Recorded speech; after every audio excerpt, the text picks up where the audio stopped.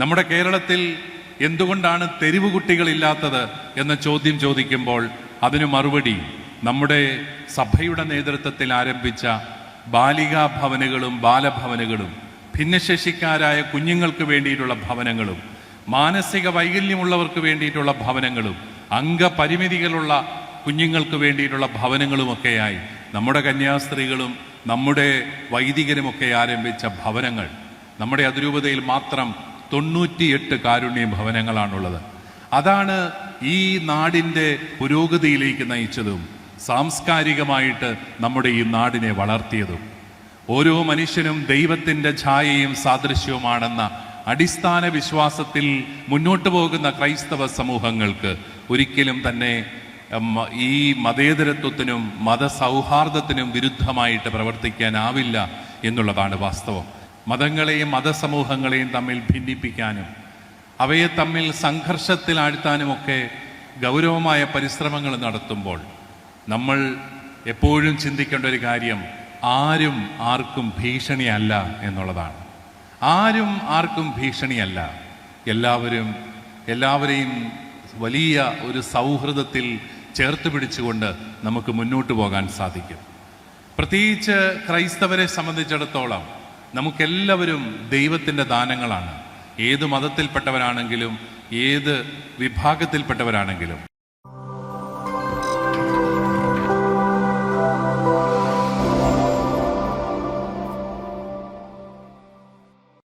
ആദരണീയനായ Goa governor advocate Shri PS Sreedharan Pillai sir, നമ്മുടെ പ്രിയങ്കരനായ മന്ത്രി Shri VN Vasavan sir, MLA Thiruvanchoor Radhakrishnan sir, ഏറ്റവും പ്രിയപ്പെട്ട കുടമാളൂർ പള്ളിയുടെ വികാരിയച്ഛൻ ആർച്ച് പ്രീസ്റ്റ് പെരിയുഹാനപ്പെട്ട മാണി പുതിയിടവച്ച, പ്രോട്ടോസിൻചെല്ലൂസ് പെരിയുഹാനപ്പെട്ട മോൺസിഞ്ഞോർ ആൻ്റണി ഏത്തക്കാടച്ച, പ്രിയ ജസ്റ്റിനച്ച, പ്രിയപ്പെട്ട അച്ഛന്മാരെ, സിസ്റ്റേഴ്സ്, സഹോദരി സഹോദരന്മാരെ, വാത്സല്യമുള്ള കുഞ്ഞുമക്കളെ, 900 വർഷത്തിൻ്റെ ചരിത്രം നമ്മളിന്ന് അനുസ്മരിക്കുകയും ആഘോഷിക്കുകയും ചെയ്യുകയാണ്.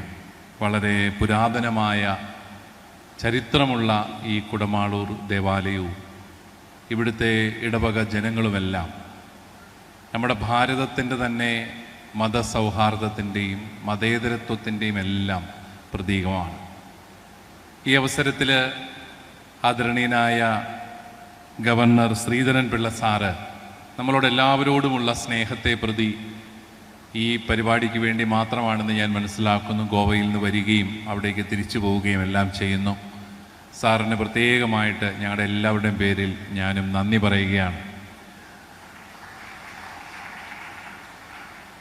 ഞാൻ ഒരു വാക്ക് സാറിനെ കുറിച്ച് പറയാൻ ആഗ്രഹിക്കുന്നത്, ശ്രീധരൻപിള്ള സാറ് നമ്മുടെ എല്ലാവരുടെയും ഇടയിലുള്ള വലിയ ബന്ധത്തിൻ്റെ ഒരു കണ്ണിയാണ്. അദ്ദേഹം നമ്മളോടെല്ലാവരോടും വലിയ സൗഹൃദവും സ്നേഹവും പുലർത്തുന്ന വ്യക്തിയാണ്. ഇത്തവണ ഗോവയിൽ വിശുദ്ധനായ ഫ്രാൻസിസ് സേവ്യറിൻ്റെ ഭൗതിക ശരീരം കാണുവാനായിട്ട് അവസരമുണ്ടായപ്പോൾ എനിക്ക് തോന്നുന്നു അദ്ദേഹത്തിൻ്റെ ഗവർണറുടെ ഭവനം എത്രയോ പിതാക്കന്മാരെയാണ്, എത്രയോ മെത്രാന്മാരെയാണ് സ്വീകരിക്കാനായിട്ട് ഇടയായത്. എനിക്ക് പോകാൻ സാധിച്ചില്ല, എങ്കിലും നമ്മുടെ അഭിവന്യ പെരുന്തോട്ടം പിതാവും അവിടെ പോവുകയും അതുപോലെ നമ്മുടെ കേരളത്തിൽ നിന്നുള്ള ഒത്തിരി പിതാക്കന്മാർ, നമ്മുടെ സെമിനാരിക്കാരെ പോലും അദ്ദേഹം അവിടെ സ്വീകരിക്കുകയും അവരോട് ആ കാര്യങ്ങളെല്ലാം വിശദീകരിക്കുകയും എല്ലാം ചെയ്തു. നമ്മൾക്ക് യഥാർത്ഥത്തിൽ ഇന്ത്യയുടെ ദേശീയ ഭരണകൂടത്തോടുമൊക്കെയുള്ള ഒരു പാലമായിട്ടാണ് പ്രിയപ്പെട്ട ശ്രീധരൻപിള്ള സാറ് എപ്പോഴും നമ്മളോടൊപ്പമുള്ളത്. ഞാനതെല്ലാം നന്ദിയോടുകൂടി ഓർക്കുകയാണ്.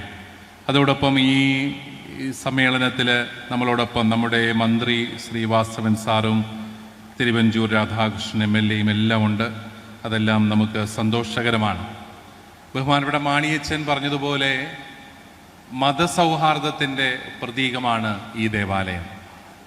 ഇവിടെ ചെമ്പകശ്ശേരി രാജാവ്, ചെമ്പകശ്ശേരി കുടുംബം അവർ നൽകിയ സ്ഥലത്ത് സ്ഥാപിതമായ ഒരു ദേവാലയമാണിത്. അവരന്ന് ഒരു ക്രൈസ്തവർക്കൊരു പള്ളി പണിത് കൊടുക്കുന്നത് അവർക്ക് അനുഗ്രഹം കൊണ്ടുവരുമെന്ന് വിശ്വസിക്കുകയും അങ്ങനെ ഈ ദേവാലയം പണിതു കൊടുക്കുകയും ചെയ്തു. അങ്ങനെയാണ് ഹൈന്ദവർ തിങ്ങിപ്പാർക്കുന്ന ഈ സ്ഥലത്ത് ഒരു ക്രൈസ്തവ ദേവാലയം വരാനായിട്ട് കാരണം. അത് പിന്നീട് എത്രയോ ആഴമായ ഒരു ആത്മീയ സമൂഹമായിട്ട് മാറിയെന്ന് നമുക്കറിയാം. വിശുദ്ധയായ അൽഫോൻസാമയ്ക്ക് ജന്മം കൊടുത്ത ഇടം, അതുപോലെ നമ്മുടെ സഭാ പണ്ഡിതനായ നമ്മുടെ ആധുനിക സീറോ മലബാർ സഭയുടെ പിതാവെന്ന് വിളിക്കപ്പെടുന്ന പ്ലാസിഡ് കൊടിപ്പാറ അച്ഛൻ ഉൾപ്പെടെയുള്ള മഹാന്മാരായ വൈദികർക്ക്, വിശുദ്ധരായ വ്യക്തികൾക്ക് ജന്മം കൊടുത്ത ഒരു ഇടവകയായി ഇത് മാറി. ഇന്ന് ചങ്ങനാശ്ശേരി അതിരൂപതയിലെ ഏറ്റവും പ്രധാനപ്പെട്ട ഇടവകകളിലൊന്നാണ് ഈ മേജർ ആർക്കി എപ്പിസ്കോപ്പൽ പിൽഗ്രിം സെൻ്ററായ കുടമാളൂർ ദേവാലയം. എവിടെല്ലാം ക്രൈസ്തവ സംസ്കാരമുണ്ടോ അവിടെല്ലാം വലിയ നന്മയുടെയും വളർച്ചയുടെയും വികാസത്തിൻ്റെയും എല്ലാം ഒരു ചരിത്രവും കൂടി നമുക്ക് കാണാൻ സാധിക്കും. ഇവിടെയും പള്ളി വന്നു, മഠം വന്നു, വിദ്യാലയം വന്നു. അങ്ങനെ ഒരു ക്രൈസ്തവ സംസ്കാരത്തിൻ്റെ സ്വാഭാവികമായ വളർച്ച അത് വിദ്യാഭ്യാസത്തിലൂടെയുമൊക്കെയാണ്. അങ്ങനെ ഈ പ്രദേശത്തിന് മുഴുവൻ വെളിച്ചം കൊടുക്കുന്ന ഒത്തിരി പ്രവർത്തനങ്ങൾ ഈ പ്രദേശത്തെല്ലാം ഉണ്ടായി. ഇന്നിവിടെ എത്രയോ റിലീജിയസ് ഭവനങ്ങളാണ് ഉള്ളത് ഈ ഇടവകാതിർത്തിയിൽ. അവരെല്ലാം വ്യത്യസ്തമായ പ്രവർത്തനങ്ങളിലൂടെ പൊതുസമൂഹത്തെ പ്രകാശിപ്പിക്കുന്നതാണ്. നമ്മൾ നമ്മുടെ നാട്ടിൽ കണ്ണിലെ കൃഷ്ണമണി പോലെ സൂക്ഷിക്കേണ്ട ഒന്നാണ് മതസൗഹാർദ്ദം. മതങ്ങളെയും മതസമൂഹങ്ങളെയും തമ്മിൽ ഭിന്നിപ്പിക്കാനും അവയെ തമ്മിൽ സംഘർഷത്തിലാഴ്ത്താനുമൊക്കെ ഗൗരവമായ പരിശ്രമങ്ങൾ നടത്തുമ്പോൾ നമ്മൾ എപ്പോഴും ചിന്തിക്കേണ്ട ഒരു കാര്യം ആരും ആർക്കും ഭീഷണിയല്ല എന്നുള്ളതാണ്. ആരും ആർക്കും ഭീഷണിയല്ല. എല്ലാവരെയും വലിയ ഒരു സൗഹൃദത്തിൽ ചേർത്ത് പിടിച്ചുകൊണ്ട് നമുക്ക് മുന്നോട്ട് പോകാൻ സാധിക്കും. പ്രത്യേകിച്ച് ക്രൈസ്തവരെ സംബന്ധിച്ചിടത്തോളം നമുക്കെല്ലാവരും ദൈവത്തിൻ്റെ ദാനങ്ങളാണ്. ഏത് മതത്തിൽപ്പെട്ടവരാണെങ്കിലും ഏത് വിഭാഗത്തിൽപ്പെട്ടവരാണെങ്കിലും ദൈവം കൂടെയുള്ള സമൂഹത്തിന് ആരും ഭീഷണിയാകുന്നില്ല എന്നുള്ളൊരു തിരിച്ചറിവ് നമുക്കുണ്ടാകുമ്പോൾ അവിടെ ഒരിക്കലും സമൂഹത്തിൽ ഭിന്നതയുണ്ടാവുന്നില്ല എന്നുള്ളതാണ് വാസ്തവം. ഈ സമൂഹത്തെ വളർത്തുവാനും ഈ സമൂഹത്തിന് വെളിച്ചത്തിൻ്റെ ആ ഒരു ചൈതന്യം നൽകുവാനും ഏറെ അധ്വാനിച്ച ഒരു ചരിത്രവും ക്രൈസ്തവ സമൂഹത്തിനുണ്ട്. നമ്മളുള്ള ഇടങ്ങളിലെല്ലാം 3 തരത്തിലുള്ള സ്ഥാപനങ്ങൾ നമ്മൾ ആരംഭിച്ചിട്ടുണ്ട്. ഒരു പള്ളി വന്നു കഴിഞ്ഞാൽ ഉടനെ തന്നെ ഒരു സ്കൂള് വരും, പിന്നെ ഒരു ആശുപത്രി വരും, പിന്നെ ഒരു കാരുണ്യ ഭവനവും വരും. നമ്മുടെ കേരളത്തിൽ എന്തുകൊണ്ടാണ് തെരുവ് കുട്ടികളില്ലാത്തത് എന്ന ചോദ്യം ചോദിക്കുമ്പോൾ അതിന് മറുപടി നമ്മുടെ സഭയുടെ നേതൃത്വത്തിൽ ആരംഭിച്ച ബാലികാ ഭവനുകളും ബാലഭവനുകളും ഭിന്നശേഷിക്കാരായ കുഞ്ഞുങ്ങൾക്ക് വേണ്ടിയിട്ടുള്ള ഭവനങ്ങളും മാനസിക വൈകല്യമുള്ളവർക്ക് വേണ്ടിയിട്ടുള്ള ഭവനങ്ങളും അംഗപരിമിതികളുള്ള കുഞ്ഞുങ്ങൾക്ക് വേണ്ടിയിട്ടുള്ള ഭവനങ്ങളുമൊക്കെയായി നമ്മുടെ കന്യാസ്ത്രീകളും നമ്മുടെ വൈദികരുമൊക്കെ ആരംഭിച്ച ഭവനങ്ങൾ.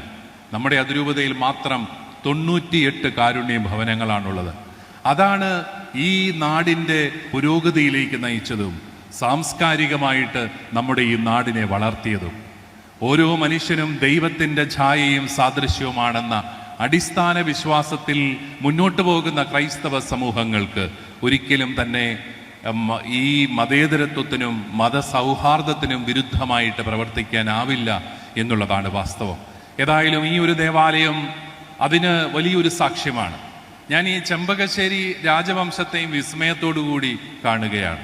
900 വർഷങ്ങൾക്ക് മുമ്പ് കുടമാളൂരിൽ പള്ളി സ്ഥാപിച്ചെങ്കിൽ കഴിഞ്ഞ നൂറ്റാണ്ടിലോ കഴിഞ്ഞ മുമ്പിലത്തെ നൂറ്റാണ്ടിലോ ആണ് ഞാൻ ഈ അടുത്ത നാളിൽ തത്തമ്പള്ളി പള്ളി കൂദാശ ചെയ്യാൻ പോയപ്പോൾ അവരുടെ ചരിത്രത്തിലുമുണ്ട്. അവർക്കവിടെ പള്ളി വേണമെന്ന് അവർ ചെന്ന് പറയുന്നത് സ്ഥലത്തെ മെത്രാനോടല്ല, രാജാവിനോടാണ്, ചെമ്പകശ്ശേരി രാജാവിനോടാണ്. അദ്ദേഹമാണത്രേ ആലപ്പുഴ തത്തമ്പള്ളിയിലും പള്ളി പണിയാൻ സ്ഥലം കൊടുത്തത്. അങ്ങനെ നോക്കുമ്പോൾ വളരെ എത്രയോ വിശാലമായ ഹൃദയമുള്ള നാടുവാഴികളും രാജാക്കന്മാരുമായിരുന്നു ഇവിടെ ഉണ്ടായിരുന്നത്. അവരാണ് ഈ സംസ്കാരത്തിൻ്റെ അടിസ്ഥാനങ്ങൾ പാകിയത് എന്ന് നമുക്ക് നന്ദിയോടുകൂടി ഓർക്കാം. നിങ്ങൾ ഈ 900 വർഷത്തെ ക്രൈസ്തവ സംസ്കാരം ഓർക്കുമ്പോൾ നമുക്ക് ഒരു ദൗത്യമുള്ള ഒരു ജനതയാണെന്നുള്ളൊരു തിരിച്ചറിവുണ്ടാവണം. ഈ സമൂഹത്തിന് തുടർന്നും പ്രകാശം പരത്തുവാൻ, നന്മയുടെ വലിയ ഒരു ചൈതന്യം എല്ലാവർക്കും നൽകുവാൻ, ദൗത്യമുള്ള വ്യക്തികളാണ് നമ്മൾ ഓരോരുത്തരും. നമ്മൾ ഇന്ന് ഇവിടെ ഈ ജൂബിലി ആഘോഷിക്കുമ്പോൾ അതോടൊപ്പം തന്നെ നിങ്ങൾ ഇന്ന് ബഹുമാനപ്പെട്ട മാണിയച്ഛനും പ്രിൻസച്ഛനുമൊക്കെ യാത്രയപ്പ് കൂടി നൽകുന്നു എന്നാണ് ഞാൻ മനസ്സിലാക്കുന്നത്. അച്ഛന് പ്രത്യേകമായിട്ട് ഞാൻ നന്ദിയോടുകൂടി ഓർക്കുന്നു. അച്ഛൻ്റെ ദീർഘമായ പൗരോഹിത്യ ശുശ്രൂഷയിൽ നിന്ന് അച്ഛൻ വിശ്രമ ജീവിതത്തിലേക്ക് പ്രവേശിക്കുകയാണ്. വിശ്രമത്തിൽ കൂടുതൽ ആവേശത്തോടെ പ്രവർത്തിക്കുമെന്നാണ് അദ്ദേഹം എന്നോട് പറഞ്ഞത്. അദ്ദേഹത്തിൻ്റെ പ്രവർത്തനങ്ങളുമൊക്കെയായിട്ട് വളരെ സ്വതന്ത്രമായിട്ട് അദ്ദേഹത്തിന് കൂടുതൽ കാര്യങ്ങൾ ചെയ്യാൻ സാധിക്കും. പ്രിയപ്പെട്ട മാണിയച്ഛൻ എൻ്റെ ഗുരുഭൂതനാണ്. ഞങ്ങളെയൊക്കെ ബൈബിൾ പഠിപ്പിച്ച പ്രൊഫസറാണ്. അതോടൊപ്പം ചങ്ങനാശ്ശേരി അതിരൂപതയ്ക്ക് മറക്കാനാവാത്ത ഒരു വ്യക്തിയാണ്.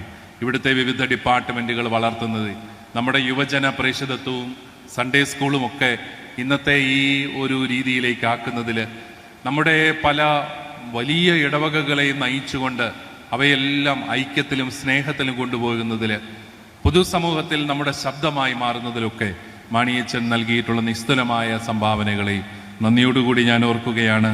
നിങ്ങൾക്കെല്ലാവർക്കും എല്ലാവിധ ആശംസകളും നേർന്നുകൊണ്ട് ഈ ജൂബിലിയുടെ മംഗളങ്ങൾ സ്നേഹപൂർവ്വം നേർന്നുകൊണ്ട് എൻ്റെ വാക്കുകൾ ഞാൻ ഉപസംഹരിക്കുന്നു.